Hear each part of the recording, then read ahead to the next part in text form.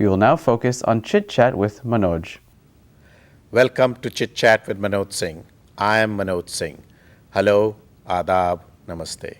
On the 67th Independence Day celebration of India, we'll reflect at the past and look at what's the state of India today. And joining me in this discussion today are retired Colonel Sajjan Kamal on my left, my father-in-law, and on my right, Shelly Kamal, mother-in-law. Both had to leave Lahore, Pakistan, and move to India. They lost everything. They faced extreme hardship. First few years in India, they had to restart their life all over again. So many leaders of ours in India lost their lives for independence. Gandhi ji, Subhash Chandra Bose, Bhagat Singh. So let's understand the importance of independence. Let's question what is patriotism and what is the state of India now? So the first question to you, Colonel Kamal, give us a brief summary of what happened when the partition happened in your own personal life. My family lived in a village now in Pakistan. The village was, they were all religions like Hindu, Sikhs, Christian, Muslims, but it was like one family. We enjoyed each other's company. They celebrated Diwali, Eid together, helped each other in any occasion like say marriage of somebody. Everybody will pull in. And life was so happy, peaceful, like a paradise. In 40s, the communal problem started. And it, because of, backing of Britishers and making Muslim League under Jinnah to demand their separate country called Pakistan. And also they threatened then that if we don't get the Pakistan country, separate country peacefully, we will start direct action, that means violence. Then Gandhi also gave a call, quit India. And that whole movement was banned. There were thousands of Congress leaders and workers who were put in jails. I was a student in FC College Lahore. I was the president of the Students' Congress. And we used to work underground, making posters and distributing pamphlets and so on, and organizing hardal processions and demonstrations. Then it came a time, although we never believed, especially our elder people like my father, that there will be a partition and we will really move out from our home permanently. They always thought that there are always disturbances here and there by misleading people, but these are all temporary. Nobody leaves home forever. But when it really came to realize that Pakistan is going to come into being and they will not let minorities, Hindus and Sikhs, to live in Pakistan. So my family moved to a place called Miachanu. And I had already gone to Indian side, that is East Punjab. And I got stuck there. I couldn't come back to my family. So those days with the riots and other atrocities being committed all over, there was no communication, there was no administration, no law and order. The police was not functioning. There was no communications. Telephones, lines, the only means of communication were telephone. The lines were cut.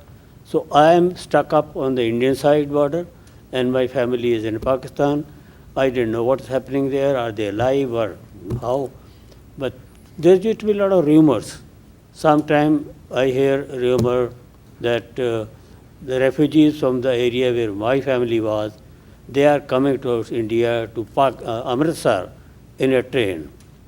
So I used to rush to Amritsar. The train came, but what did I see? All dead bodies, not a single soul was living. So such a setback, and one starts feeling the worst. Then another rumor came that a road convoy is coming towards Firozpur, another city about 50 miles away. And I used to rush to that place then. See, the convoy came, look for my people. The convoy goes away, and there's no luck, I don't find my people.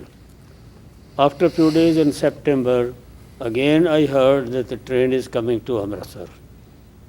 I went to Amritsar on the railway station. The train came, looked into each compartment, and luckily I found my whole family in one compartment. But look at that, the condition, wearing filthy and stinking clothes, no energy they had. I don't know when they ate last.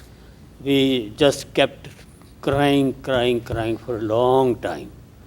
Then we had to find a place where to settle down. Mine is a large family. My father, brother, 4 brothers, my mother, and 4 brothers, 4 sisters. I was the eldest son.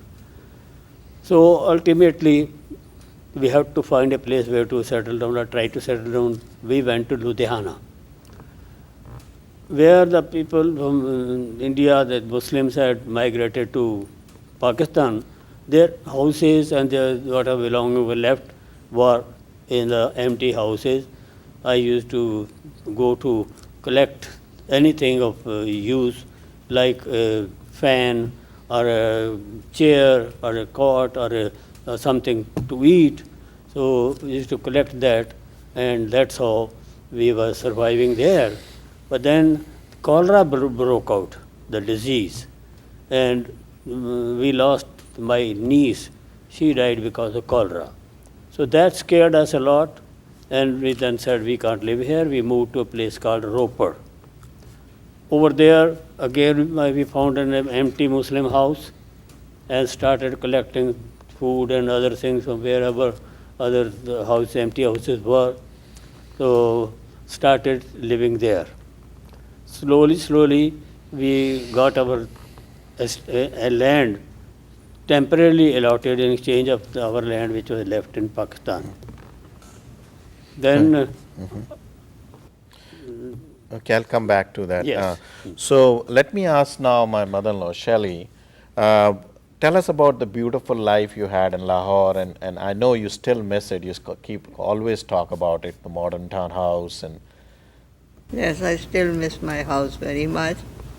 And it was about 7 miles from Lahore, a new township called Model Town, with very big bungalows, spacious places, and gardens and all. So, but when this riot started, we have to leave the house, went to hill station because that was the safest place. But my mother and our old maid servant, they still stayed there. And in September beginning, they got warning that if you will be there tomorrow, we'll murder you and loot your bungalow. So they had to then leave the house, and they came in the last truck to Amritsar, where my grandfather has a bungalow. So we all stayed there. I came from Missouri in December, and my whole family, turn by turn, we all came to that.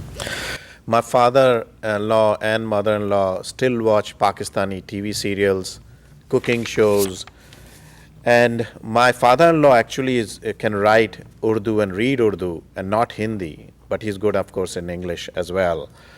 And they missed their life in Pakistan. 15 million people crossed the borders from Pakistan to India and India to Pakistan, and millions of them died. So, Colonel Kamal, tell me the first few days once you came to India, how did you survive? as I told you, we had no money because we had landed property. The business people, they could bring some money, we didn't have. In Ropar, we borrowed little bit, say 20 rupees, 10 rupees and all from our relatives who also came and settled down there. So somehow we were managing, and but as I told you, we have a large family. So we used to scrounge things here and there. Once I remember, the government used to hold auctions of the cows and buffaloes milk giving, and we needed milk very badly. So what happened was that I went to a place where the auction was held, crossed the river and brought the buffalo, and that gave us milk for my brother, sister. They had started taking milk. Any particular incident which you can never forget? Yes, there are 2-3 incidents which I really saw the horror of the tragedy of partition. One was I was traveling from Jalandhar to Amritsar by train. The whole area was flooded. Those days, too much rains in that area, and there was a road convoy moving alongside on the road. The water was so high that bullock carts and men and young children and animals being tossed into, and they were drowning there. That I never forget. Another day I was going from Jalandhar to to Ludhiana. In between these places there is a small stream called Bay. The Bay, the character of that kind of stream is water comes high immediately without any notice. So there were about 6,000 people sleeping there at night. The water came and they all were dead. Third was I was going from Sarhant to Ropar. In between this place called Moranda. In Moranda, when I was riding a truck, the truck came to a place where there was a lot of dead bodies or dying people on the road. What to do? On the right, the whole field was flooded. On the left also there was all water. They couldn't go right. So the truck moved right on top of the bodies and those who were crying. So these are the scenes I can Horrible. never forget. So what do you? I mean, you know the stories you've heard, and you've heard from many people. You must have seen the movies. What do you think about the India of today? If Gandhiji was alive, what would he think? Gandhiji was always against partition. He even said that you cut my body parts and don't cut my motherland, India. So he remained till then against this thing, partition. But he had a dream that when India becomes independent, the minister, the workers, the service people, they'll get a small kind of stipend, live in a simple houses, and uplift the country and make the country prosperous. But now, as we see, the condition today is so depressing that there's nothing you can do without bribing people.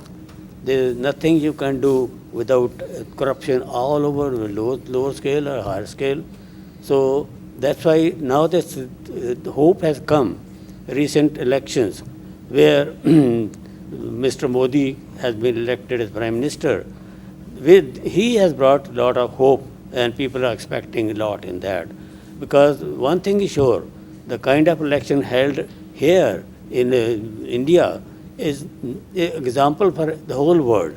500 million people have voted, not a complaint, not one complaint or any inquiry or something, peaceful, non-violent. So I will wrap up now because we're running out of time. Never forget the past. We must make sure that our patriotism is reflected in our action, help others, give back to the society, fight corruption. And there's a saying, think global, act local. Happy independence to all. Thank you. Thank you to both of you. Thank you very much. Goodbye and all the best. Thanks.